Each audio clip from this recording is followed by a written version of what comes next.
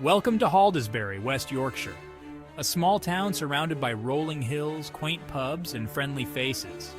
But beneath this idyllic facade, a darker side lurked, hidden in plain sight. Petty theft, vandalism, the occasional brawl. But lately something had changed. A sinister wave had washed over Haldisbury. The crimes had become bolder, more complex, more sinister. At the heart of this storm stood Chief Inspector Michael Thorne, a veteran of the force. Hardened by years of experience, Thorne possessed a keen mind and an unwavering resolve. His team, a mix of seasoned officers and eager recruits, worked tirelessly to uphold the law. Detective Sergeant Sarah Evans, sharp and intuitive, was Thorne's trusted right hand. Her dedication to justice was matched only by her empathy for the victims. And then there was PC Mark Jenkins, fresh out of the academy, full of youthful enthusiasm and a burning desire to make a difference. A high-speed pursuit through the narrow, winding roads, a chilling tale of human trafficking, preying on the vulnerable. A sophisticated drug smuggling ring, its tendrils reaching deep into the community. These were the cases that haunted Thorne and his team, testing their skills and their resolve. Haldisbury was no longer the sleepy town it once was. The battle lines had been drawn, and the fight for justice had begun. The call crackled over the radio, shattering the quiet hum of the Haldisbury police station. A stolen vehicle, a red Ford Fiesta, reported missing from a local farm. Last seen speeding north on the A629. PC Jenkins, eager to prove himself, jumped into his patrol car, sirens blaring, lights flashing. He was the closest unit to the last known location. Adrenaline pumping, he raced through the town's narrow streets, his eyes scanning for the stolen vehicle. The chase was on. The Fiesta, driven by a reckless youth known only as Sparky, weaved through traffic, pushing the car to its limits. Jenkins, his training kicking in, followed closely, navigating the treacherous bends with skill. The chase led them out of Haldisbury, into the open countryside. The Fiesta, tires screaming, roared down country lanes, kicking up dust and gravel. Jenkins, pushing his patrol car to keep pace, refused to let up. This was his chance to prove his worth. The chase reached its climax on a narrow bridge. Sparky, trapped, slammed on the brakes, the Fiesta skidding sideways. Jenkins, anticipating the move, boxed him in. Sparky, defeated, surrendered without a fight. The stolen car was recovered, and a reckless youth was apprehended. Jenkins, heart still pounding, felt a surge of pride. He had proven himself. Haldisbury was safe for now. But Thorne knew this was just the tip of the iceberg. A small victory in a much larger war. The call came in anonymously. A hushed voice, barely audible. A tip-off about a group of young women held against their will, forced into labor, exploited. Thorne felt a chill run down his spine. Human trafficking. It was a plague, an insidious evil that thrived in the shadows. He assigned Evans to the case, knowing her empathy and determination were exactly what this investigation needed. Evans, armed with the scant information from the tip-off, began her investigation. She started with local businesses, looking for any signs of unusual activity, any whispers of forced labor. Days turned into weeks. The investigation was slow, painstaking. Evans, tirelessly following every lead, every whisper, every rumor. She spoke to local residents, building trust, urging them to come forward with any information, no matter how insignificant it seemed. Slowly, a picture began to emerge. A group of men operating a seemingly legitimate cleaning business, using it as a front for their nefarious activities.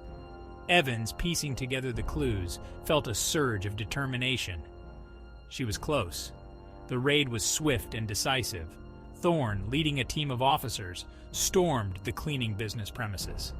The women, huddled together, their faces etched with fear and relief, were freed. The traffickers, caught red-handed, were apprehended.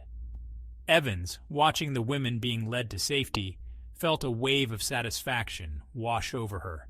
It was a small victory, but a significant one. The shadows had been pierced, and the victims had been rescued. But the fight against human trafficking was far from over. It was a battle that required constant vigilance, a commitment to shining a light into the darkest corners of society.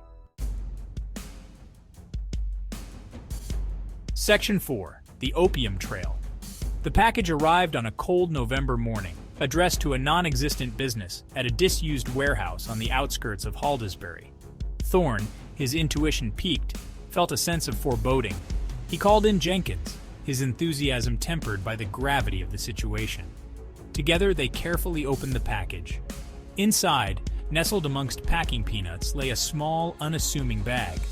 Opium, pure, uncut, and highly valuable. This was no ordinary drug bust. This was something bigger, something darker. Thorne, his mind racing, knew he had stumbled onto something significant. The investigation began with the warehouse. Jenkins, meticulously combing through the dusty space, found traces of a larger operation. Packaging materials, shipping labels, a ledger detailing transactions, names, dates, quantities. Thorne, studying the ledger, recognized a pattern, a network of connections extending far beyond Haldisbury. This was a smuggling ring, its tendrils reaching deep into the county, perhaps even further. The stakes had just been raised. He needed to bring in the big guns. Thorne contacted the National Crime Agency. This was no longer a local matter. This was a national operation requiring specialized resources, manpower, expertise. The NCA, recognizing the gravity of the situation, deployed a team of undercover agents to Haldisbury. Working alongside Thorne and his team, they infiltrated the smuggling ring, meticulously gathering evidence, identifying key players. The operation culminated in a series of coordinated raids across the county, dismantling the smuggling ring, seizing vast quantities of opium, and arresting dozens of individuals. Thorne, watching the operation unfold, felt a sense of satisfaction. He had unearthed a serpent's nest, a criminal enterprise that threatened not just Haldisbury, but the entire region. Section 5. Conclusion. Maintaining the thin blue line. The streets of Haldisbury were quiet again. The stolen Fiesta had been returned to its owner. The trafficked women were receiving counseling and support. The Opium Trail had run dry. But Thorne knew this was not the end. Crime, like a hydra, was a multi-headed beast. Cut off one head, and two more would grow in its place. But Thorne and his team were ready. They were the thin blue line, standing between order and chaos, between peace and lawlessness. The cases they had tackled, the victories they had achieved, served as a potent reminder of the challenges they faced. The high-speed pursuit, a testament to the recklessness of youth, a stark reminder of the need for guidance, for a steady hand. The human trafficking case, a chilling glimpse into the darkest corners of humanity, a call to action to protect the vulnerable, to shine a light into the shadows. The Opium Trail, a complex web of deceit and exploitation, a reminder of the insidious nature of organized crime, its reach extending far beyond the borders of their small town. Haldisbury, like countless other towns across the country, was a microcosm of the world at large, a place where good and evil battled for supremacy, where the lines between right and wrong were constantly being tested. But amidst the darkness, there was hope. Hope in the dedication of law enforcement officers like Thorne, Evans, and Jenkins, who stood ready to face the challenges, to fight for justice, to maintain the thin blue line that protected their community, their country, their way of life. Their tireless efforts, their unwavering resolve, were a testament to the enduring spirit of humanity, a beacon of hope in a world often shrouded in darkness.